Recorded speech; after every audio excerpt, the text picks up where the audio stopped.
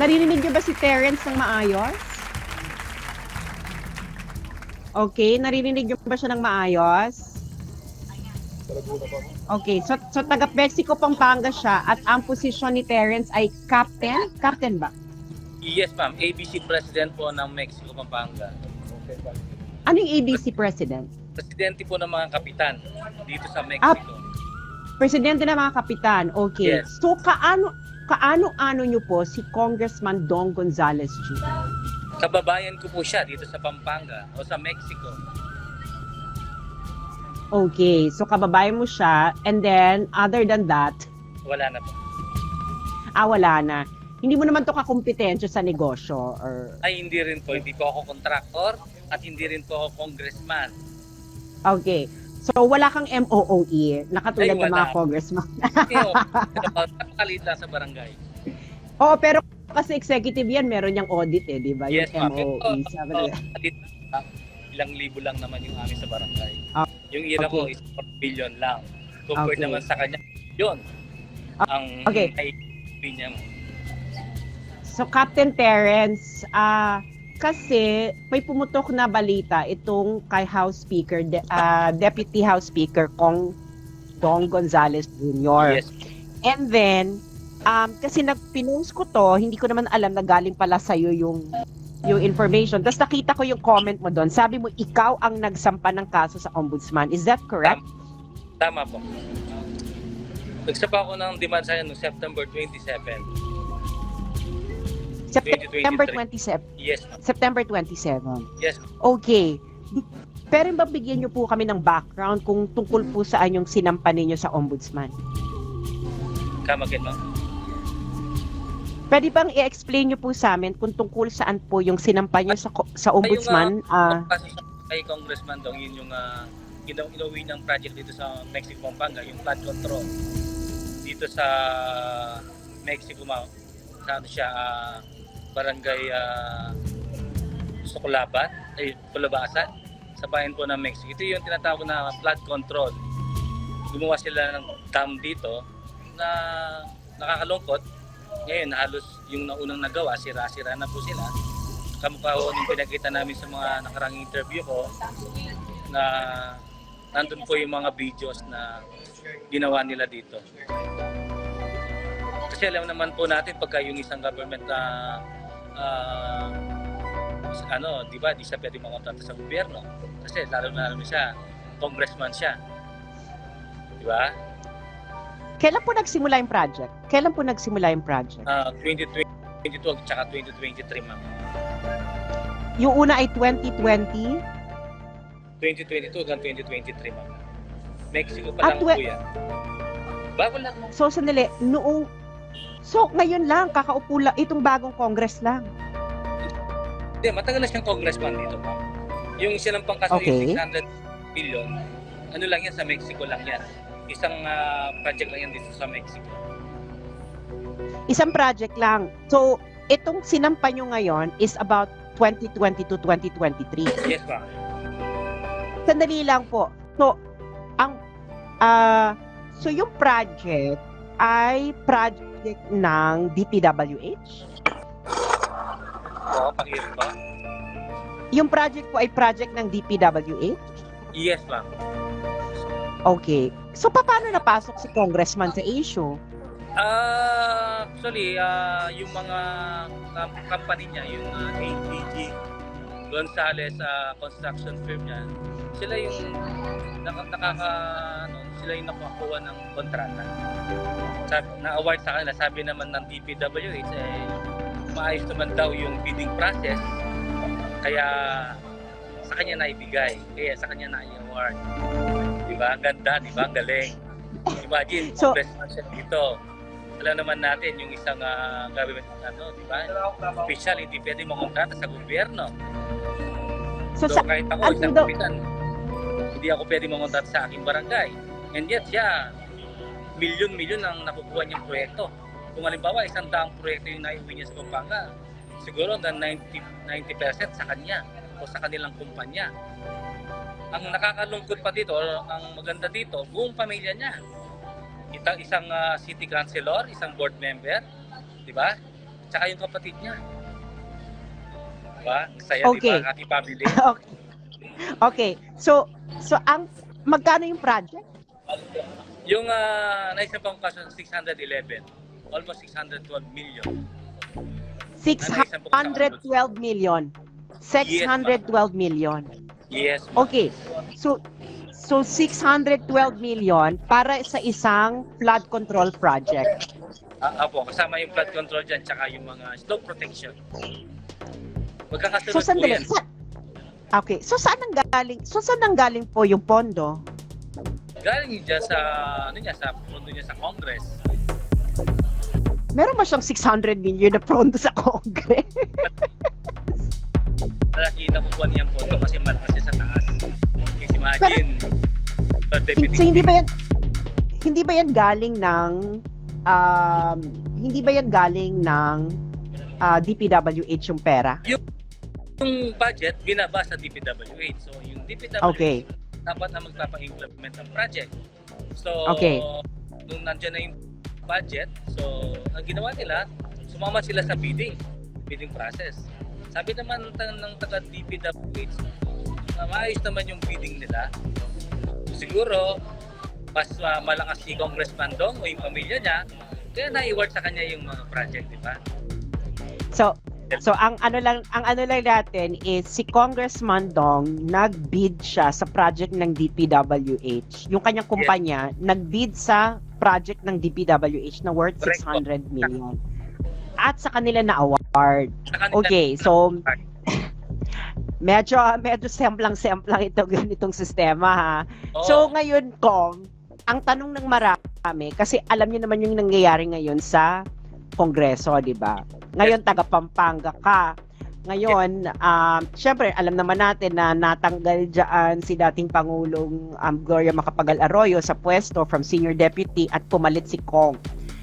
Ang tanong syempre ng marami baka naman bata kayo ni Gloria? Ay, hindi po. Actually, hindi kami magkakilala ng Ma'am GMA. Doon nagkita na kami tuwan. Nakakilala ng person. Okay. So, ngayon, itong kaso, hindi nyo ba ito ni-report sa Congress? Hindi po kasi siyempre kakampi niya yung nasa Congress, paano naman kami pakikinggan doon, di ba? Imagine, naisang pa nga yung kaso sa Ombudsman, almost 3 months na, wala pa rin natatanggap na demanda sa kanya, di ba? Yun ang sabi niya. Sasagot daw siya pagka meron na siya natanggap. Ilang months?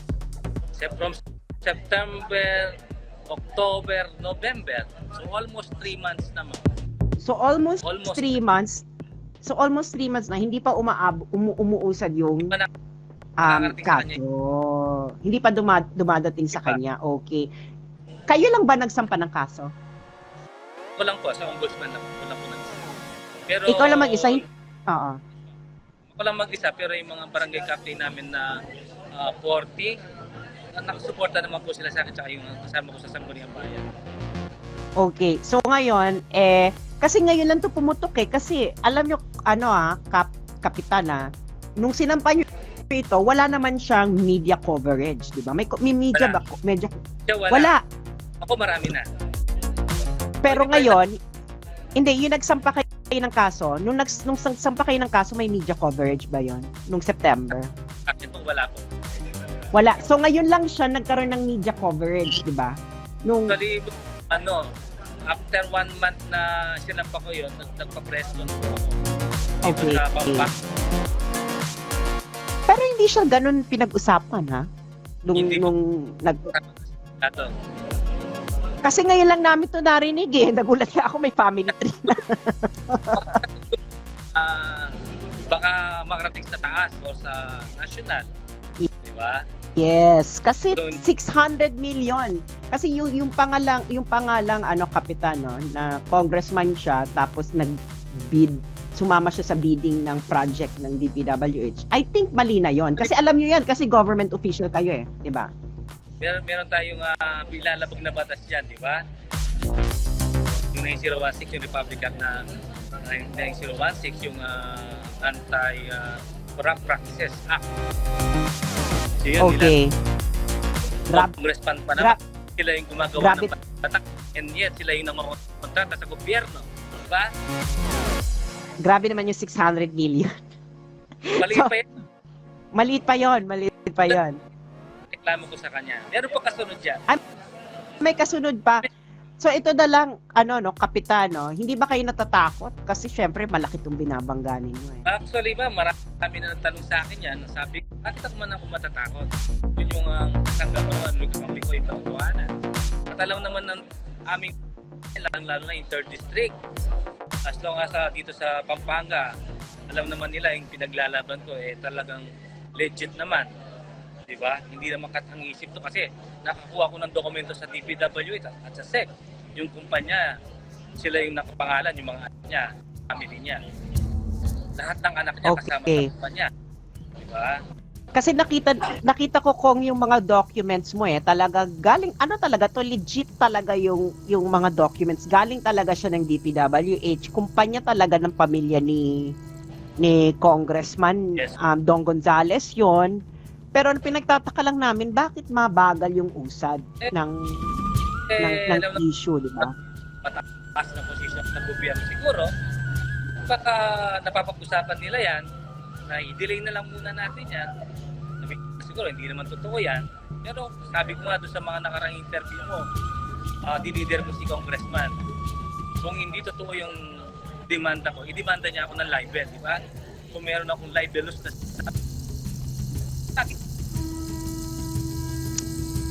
Ayan, nawawala na si Kapitan. Kapitan, mag last words na lang tayo, Kapitan, kasi yung connection kasi natin medyo maano. Ano bang gusto nyong ma-achieve sa nangyayaring ito? Sige po. Siguro mananawagan na lang ako sa ombudsman na sa pumunuan ng ombudsman, sana naman maging patas.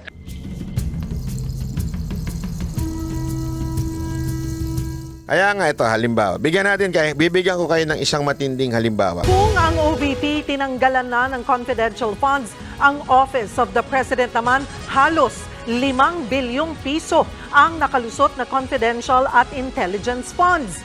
Nagbabalik si Mayan Los Baños. 10.645 billion pesos ang kabuuang pondo para sa Office of the President o OP.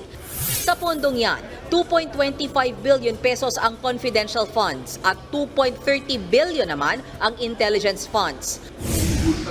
Wala pang isang oras ang deliberasyon at lumusot na sa plenaryo ng Senado ang 2024 budget ng OP.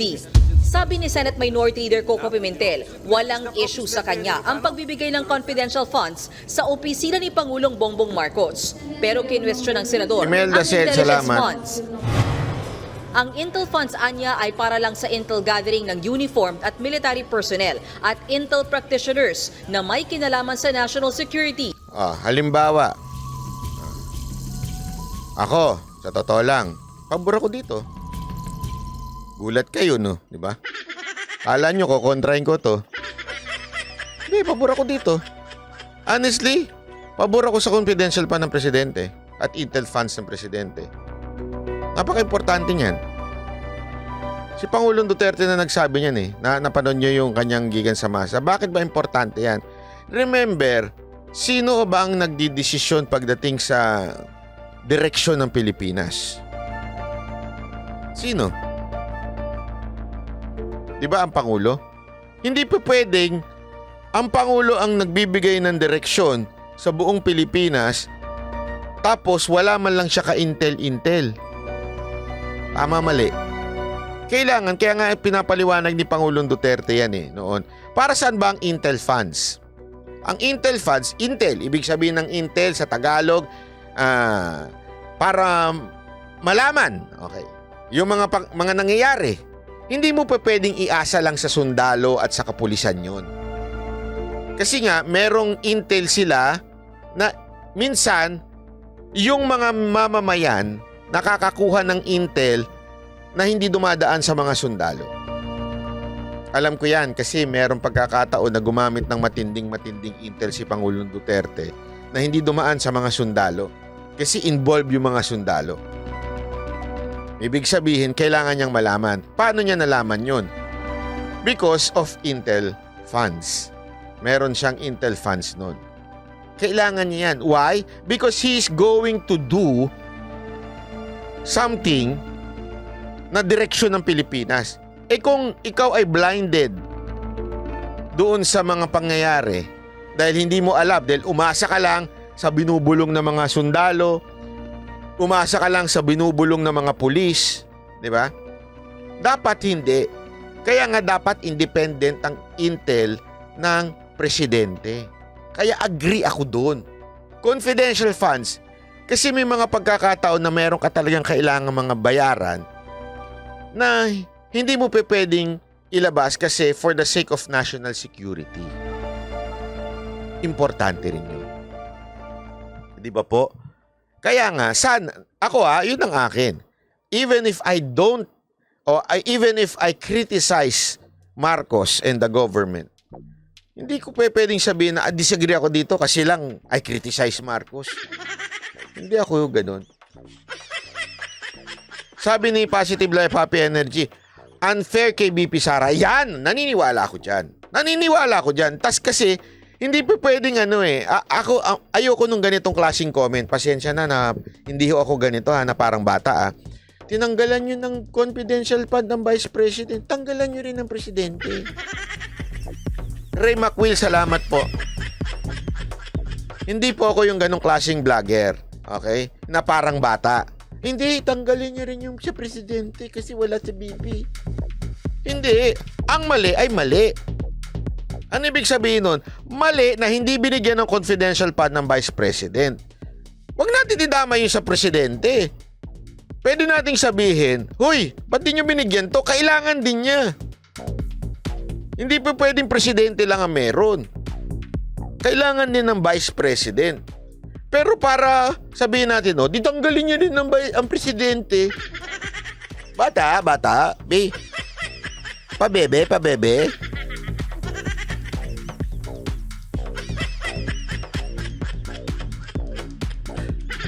Sakit sa bangs itong isa. Pasensya na, pero babasagin lang natin.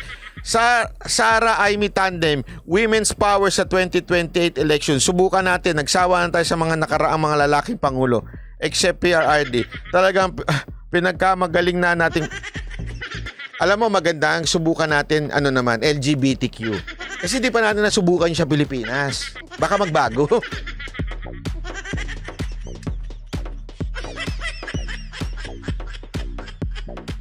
Pasensya na po kung binasag ko yung trip nyo Ang pangit kasi nung reasoning na yun Babae naman ang ilagay natin kasi nagsawa na tayo sa lalaki. Ayaw nyo ng M2M? Gusto nyo ng F2M?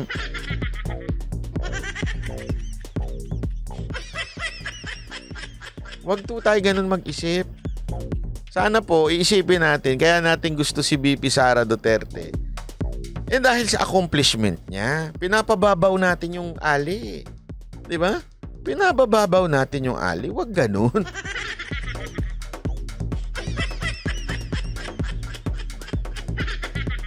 Sabi nito, ayoko kay Aimee, sabong na lang. O yun, sabong. Sara Bongo. Tama ka dyan.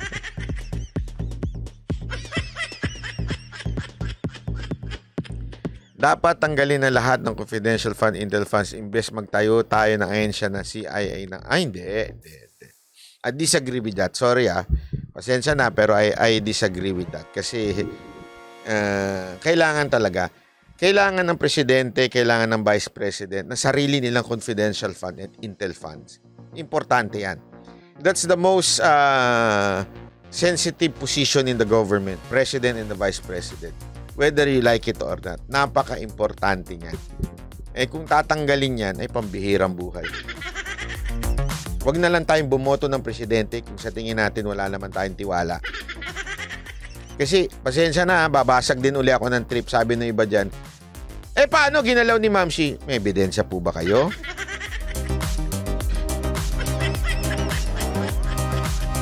Paano na kay Ma'am Shi confidential funds? Asan ho ba yung ebidensya ninyo? Pasensya na, kinokontra ko yan si Ma'am Shi, kinokontra ko yan si Marcos, Pero para lang magsabi, kasi may narinig na naman tayo sa isang vlogger na sinabi niya, hindi, si Ma'am Shi nagko-control ng confidential fund. Asan ang ebidensya? Wag tayong ganun ka, wag tayong ganun ka babaw na tao, yung basta lang maniwala tayo sa chismis. Kasi masyado namang observe. Hindi, lahat yan, lahat yan.